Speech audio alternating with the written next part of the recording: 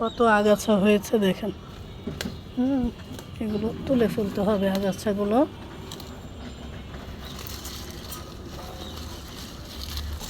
অভাব নেই এই গাছে, আগাছার অভাব নেই।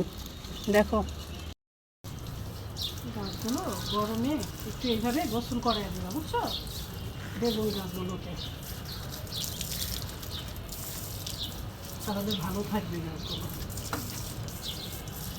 আসসালামু আলাইকুম, সবাই কেমন আছেন?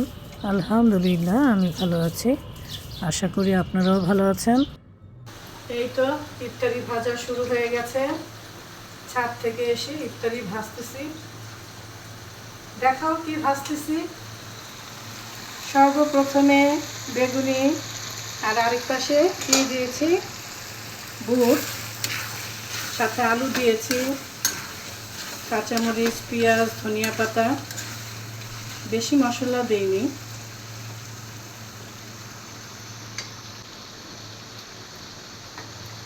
আমাদের বাসায় প্রতিদিনই ইফতার ভাজতে হয়। আজকে আমি আছি আম্মার বাসায়, আম্মার বাসায় ইফতার ভাজা হচ্ছে। বেগুনি ভাজা হয়ে গেছে, তেলটা ঝরিয়ে নিচ্ছি, এই যে এখানে রেখে দিচ্ছি।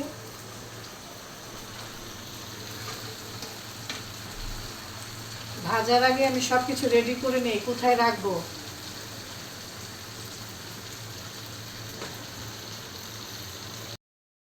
আমাদের বাসায় প্রতিদিনই আলুর চপ, পেঁয়াজু, বেগুনি এটা ভাজা হবেই, আর সাথে বুটটা থাকবে।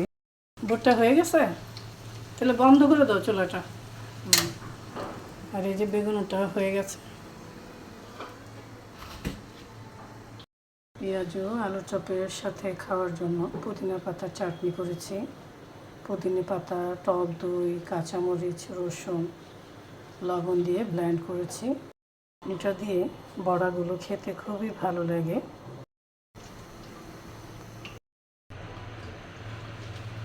আলুর চপ ভাজা হয়ে গেছে, এখন আমি উঠিয়ে নিচ্ছি। একটা হোটেল দিতে পারবো না আমরা? হ্যাঁ জিনু, আমাদের বাসায় প্রতিদিন যে ইফতার ভাজা হয়, মনে হয় একটা হোটেল দিতে পারবো আমরা। এই রোজার দিনই তো খাওয়া হয়, তাই না? রোজার দিন ছাড়া তো আর খাওয়া হয় না এগুলো। এদিকে এসে একটু দেখো।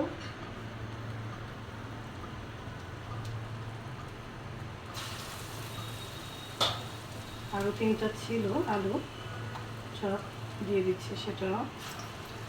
আর লাস্টে ভাজবো পেঁয়াজু। জগটা নিয়ে পানি নিয়ে নাও শরবতের জন্য।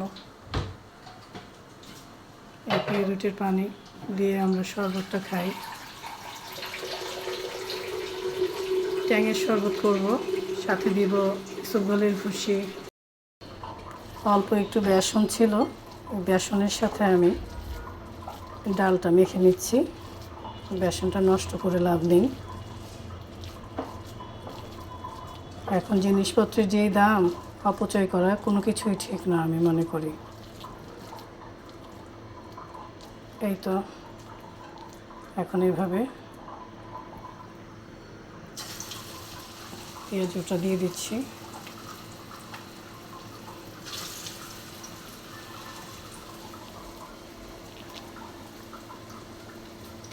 আমার আব্বা আবার পেঁয়াজু খুবই পছন্দ করে, আর কিছু না খেলেও একটা বেগুনি খাবে আর একটা পেঁয়াজু খাবে, আর সাথে অবশ্যই পুদিনা পাতা চাটনিটা থাকতে হবে।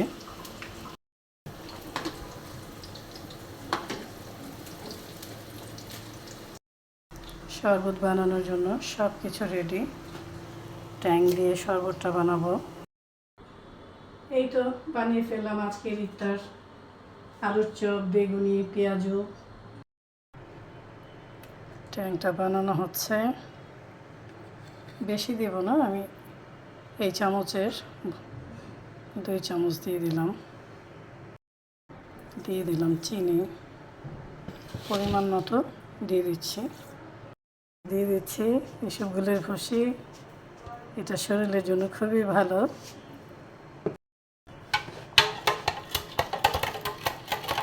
সারাদিন রোজা রাখার পর শরবত খেলে শরীরটাও ঠান্ডা থাকে। এই শরবতটা শরীরের জন্য খুবই ভালো।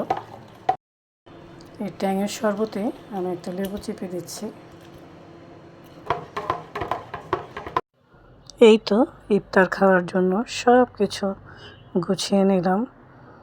একটু পরেই আজান দেবে। সবাই সবার জন্য দোয়া করব। সবাই ভালো থাকবেন, সুস্থ থাকবেন। আল্লাহ হাফেজ।